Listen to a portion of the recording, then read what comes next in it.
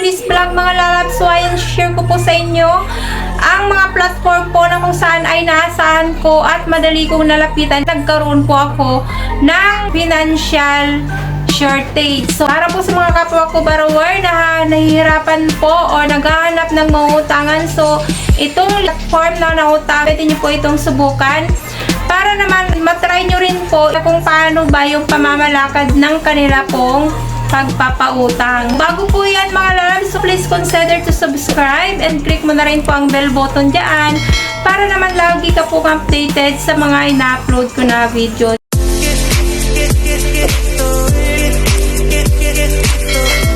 So itong platform na share ko po sa inyo mga lalabs, so nakailang beses na rin po ako na nakapangutang dito, and then hindi po nila ako binibigo po. So una ko pong nilapitan na utangan dito mga lalabs ay si Tala. So super legit utangan dahil napaka-professionalism po ng mga ahente po nila dito or ng mismong mga staff ng Tala. Dahil dito po ay never ko po dito naranasan na mangharas sila ng kanila pong mga clients. So only that is nagre-remind lamang po sila ng iyo pong bayarin via text lamang po yon. So other than that, so wala na po akong na-receive na mga calls na panghaharas or dahil dito kay Tala naman po mga lalabs, so dito po laya po kayo dito na mag-repay ng inyo pong mga loan. So kayo po ang mamimili po dito kung kailan mo siya babayaran, and then binibigyan ka rin po nila ng time kung kailan ka magkakaroon ng kaluwagan sa iyo pong financial para makapag-repay sa kanila. So ito yung napakaganda po na sistema ng pamamalakad dito po ni Tala. So ikaw na yung bahalang mag-adjust doon sa dates kung kailan mo ibabalik yung pera po nila, and mababa rin lamang po ang kanila po dito interest. So dito po mga lalabs kay Tala is so far po is nakaka 14 times na po ako ng pangutang po sa kanila. Pangalawa po na nautangan ko is si Mr. Cash.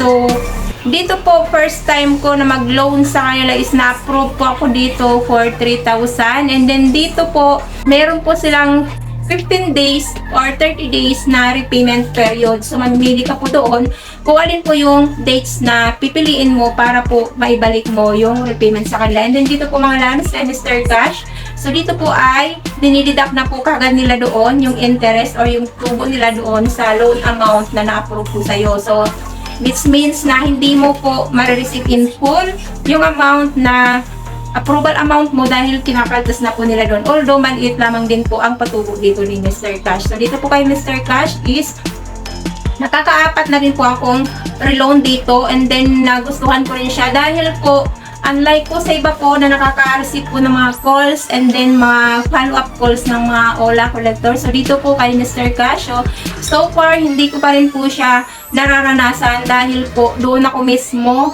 nagbe-base sa kanila pong application. Doon ako nag-focus lang sa kanilang application, which means na kapag ka nag-overdue ka, doon mo rin po malalaman sa application nila kung magkano ba yung additional fee para doon sa penalty na na-overdue ka. So ayan po, and then so dito po kay Mr. Cash, Gcash to Gcash din. So magre-repay ka via Gcash, and then yung loan approval mo is marireceive mo rin po via Gcash. So ayan po. So third po mga lalabs na nautangan ko na naka-receive or na-receive ko in full amount is si OLP or si Online Loans Pilipinas. So first time po na nakapag-loan ako dito sa kanila is 3,000, and then buo ko rin po siyang na-receive. So first time zero interest po dito kay OLP for the first time na mag-loan ka po sa kanila. And then dito po mga lalam, so for your advance information na kapag ka nag-second loan ka po dito kay OLP,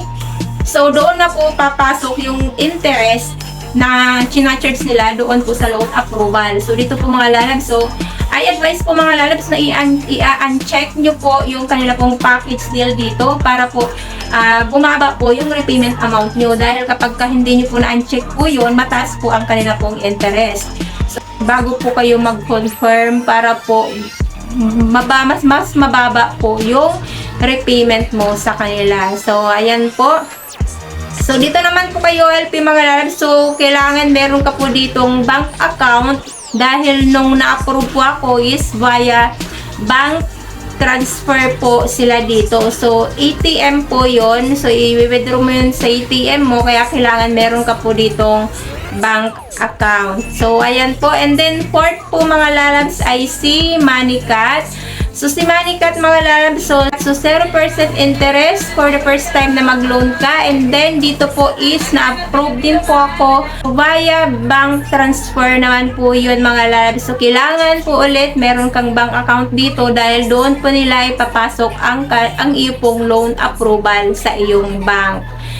So, dito po kayo kay Moneycat. So, bank transfer, yung pag-send nila ng iyo pong approval loan.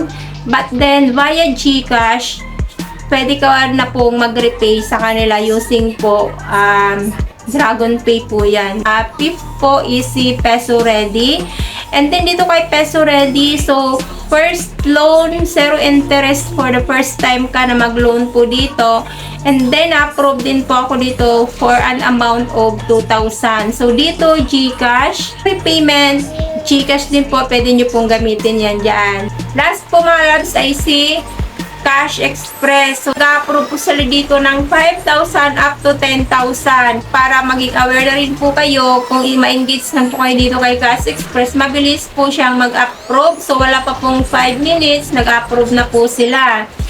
So, dito po ay mataas po ang interest po dito ni Cash Express. Late po kayo ng payment dito kay Cash Express. So, meron pa pong penalty yun doon po sa kanila pong due date or late repayment mo. So, ayan po mga lalabs. Sana po nakatulong video na ito para naman po doon sa mga nag-a-attempt or naghahanap ng mga platform na nag-approve na agad-agad.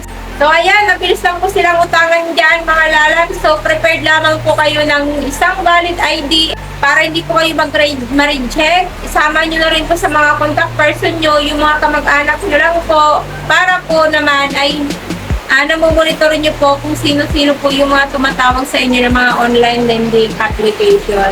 So thank you po mga lalabs. God bless po. Bye!